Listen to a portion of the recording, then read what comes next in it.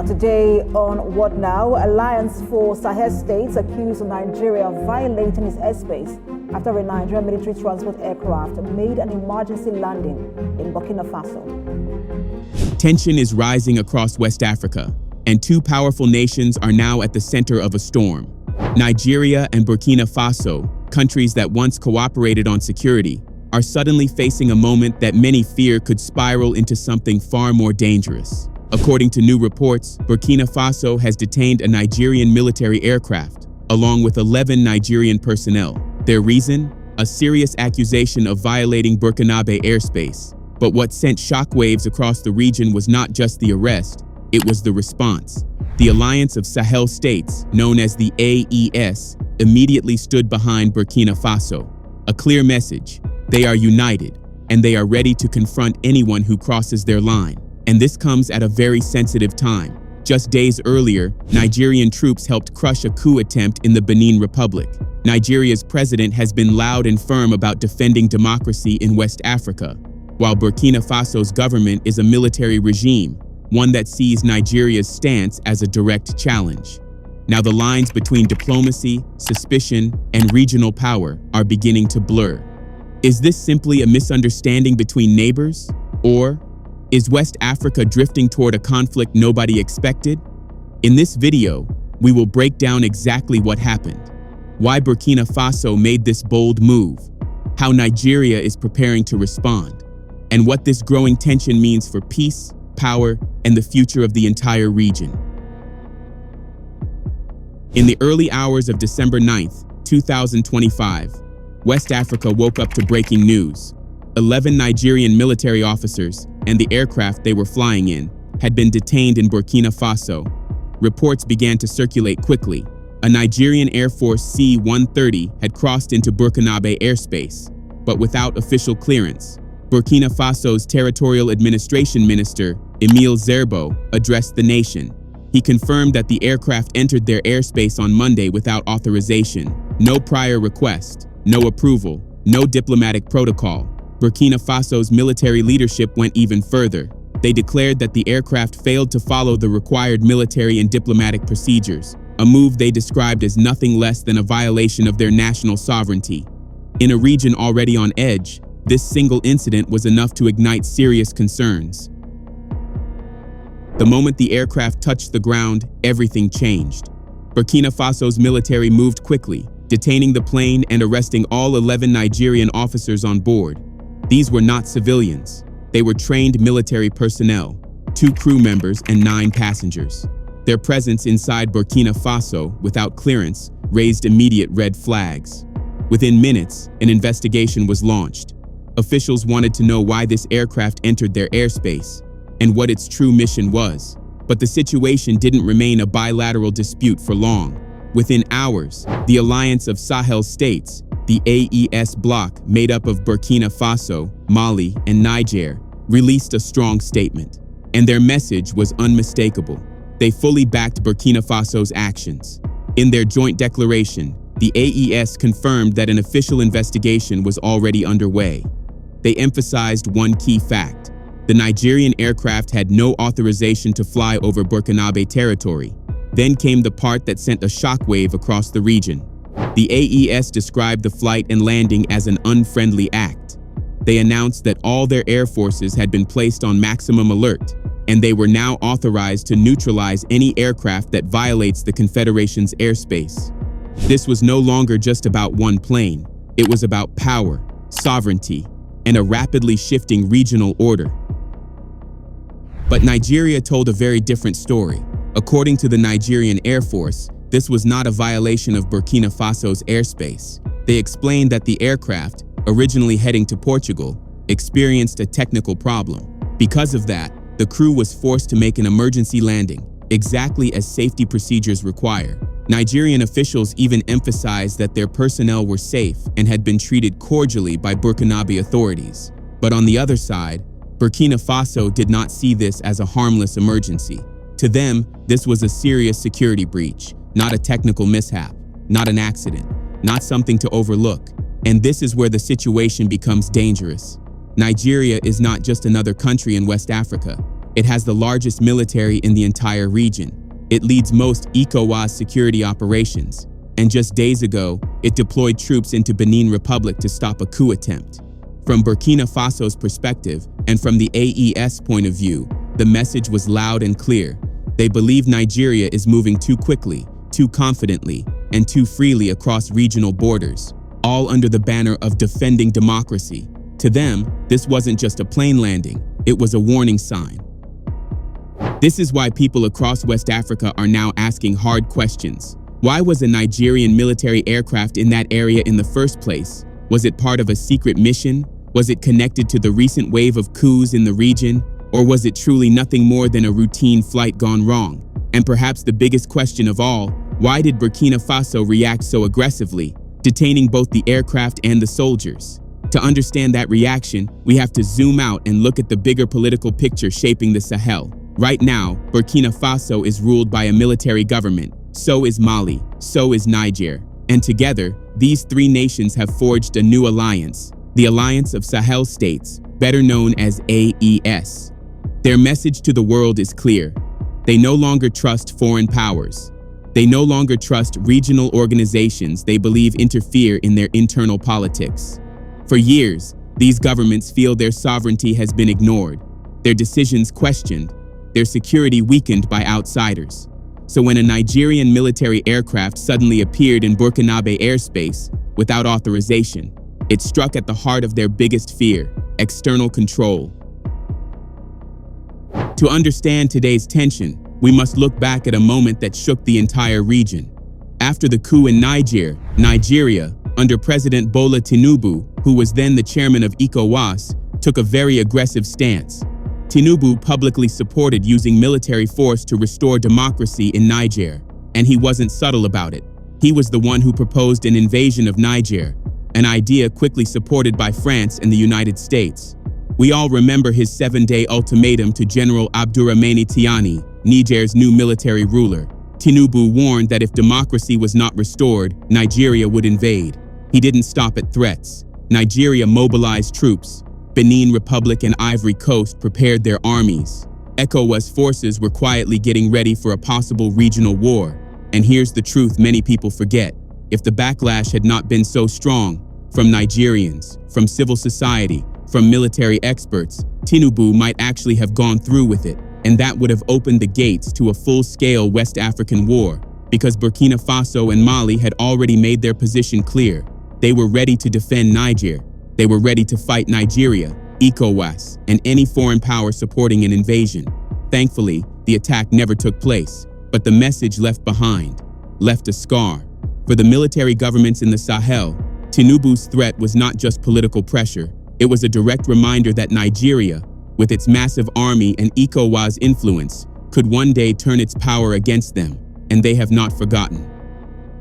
To the leaders of Burkina Faso, Mali, and Niger, Nigeria is no longer viewed as a neutral neighbor. After Nigeria pushed for military intervention in Niger and recently entered Benin Republic to stop a coup, the AES governments now see Nigeria as a country that might one day turn its military power against them. President Tinubu's public praise of the Nigerian military for defending democracy only added to their fears, because the AES nations are all ruled by soldiers. So when a Nigerian military aircraft suddenly entered Burkina Faso's airspace without clearance, they didn't see an emergency landing. They saw a possible reconnaissance mission, a test of their defenses, maybe even a warning. That is why the reaction was immediate and powerful. The AES openly supported Burkina Faso's decision to detain the plane and arrest the crew. To them, this was not about one aircraft. It was about proving a point. Their borders are closed, and their sovereignty cannot be violated. They wanted the world, especially Nigeria and Western partners, to understand that the Sahel is no longer weak or divided. This desire to send a message is what turned a simple airspace incident into a serious diplomatic crisis with regional implications. So how has Nigeria responded to Burkina Faso's bold move? The truth is, Nigeria is in a very delicate position. On one hand, Nigeria is the strongest military power in West Africa. It leads most regional peacekeeping missions and sees itself as the guardian of stability in the region. So the detention of its aircraft and the arrest of its soldiers is a direct challenge to its authority. No nation takes it lightly when its military personnel are detained by another government. But on the other hand, Nigeria understands something extremely dangerous. A military confrontation with Burkina Faso would never remain a small conflict. If Nigeria uses force, it will not be facing Burkina Faso alone. It will be facing the entire AES alliance, including Mali and Niger. A clash like that could easily ignite a regional war stretching across the Sahel. And Nigeria knows it cannot afford that. The country is already battling terrorism in the northeast, banditry in the northwest, and rising insecurity across several regions. Opening a new military front outside its borders would stretch the Nigerian military thin and put even more pressure on an already struggling economy.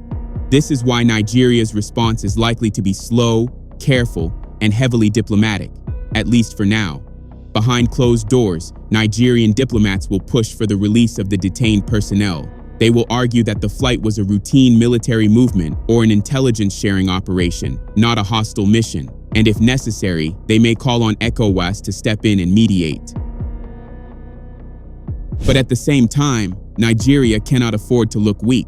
So while diplomats speak quietly behind closed doors, the military may begin to make silent moves, shifting troops closer to the northern borders, increasing air patrols, and placing key units on high alert. Not as a declaration of war, but as a warning. This is the dangerous balance Nigeria is trying to manage. If it responds too softly, it risks losing influence and respect in the region. If it responds too aggressively, it could trigger a conflict that spreads far beyond Burkina Faso, a war no one can truly control. So the question many people are asking is simple. Could this really lead to war? The truth is, war is not always the first destination. Sometimes what looks like the beginning of a conflict is actually a test, a power struggle, a battle for influence and control. And that is exactly what this crisis represents.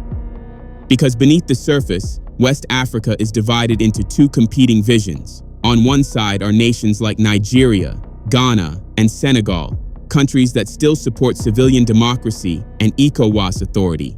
On the other side is the Sahel bloc, Burkina Faso, Mali, and Niger, military-led governments that reject ECOWAS and want full control of their destiny without external pressure. This aircraft incident did not happen in isolation. It sits right at the center of that larger ideological struggle.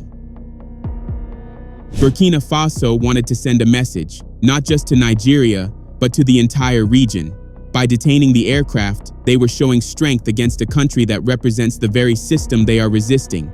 So this incident was never only about airspace, it was about power, identity, and the future of West Africa. But even with all this tension, one thing remains clear.